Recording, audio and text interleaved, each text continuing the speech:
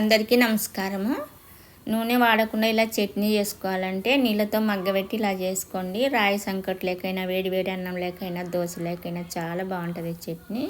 అలాగే మా ఛానల్ నచ్చినట్టయితే సపోర్ట్ చేయండి, లైక్ చేయండి, షేర్ చేయండి.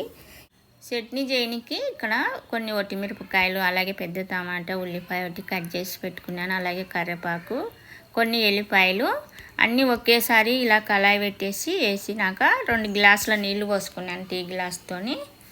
ఇలా ఒకసారి కలబెట్టి మూత పెట్టేసి మగ్గనిచ్చుకోవాలి నీళ్ళతోనే, నూనె వేయకుండా.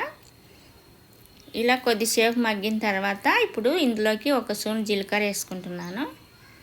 ఇలా జీలకర్ర వేసిన తర్వాత ఈ నీళ్ళల్లో ఇంకిపోయే లోపల మనకి ఇవన్నీ బాగా మగ్గుతాయి, ఉడుకుతాయి. మూత పెట్టి చిన్న మంట మీద ఉడికించుకోవాలి ఇలా నీరంతా పోయే వరకు. ఇప్పుడు గ్యాస్ ఆఫ్ చేసి చల్లగా అయిన తర్వాత చేతితోనే కలుపుకో.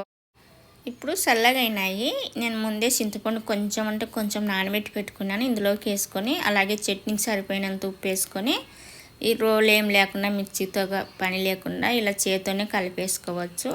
ఇవి చాలా మెత్తగా మగ్గనిచ్చుకున్నాం కాబట్టి ఎవరైనా కలపగలరు ఇలా చేతో. ఇప్పుడు మొత్తం మెత్తగా కలుపుకున్నాము. ఇలా చట్నీ ఎప్పుడైనా తినాలనుకుంటే ఇలా చేసుకొని చాలా బాగుంటుంది. ఇలా మగ్గబెట్టి చేసుకుని కూడా నీళ్ళతో చాలా అంటే చాలా బాగుంటుంది. ఇప్పుడు మనకు నీళ్ళతో మగ్గబెట్టి చేసిన చట్నీ అయితే రెడీ. ఇలా కలుపుకున్న తర్వాత ఇలా చేసుకున్నామంటే వేడివేడి అన్నంలోకి బాగుంటుంది. అలాగే రాగి సంకట్లోకి ఇంకా చాలా బాగుంటుంది.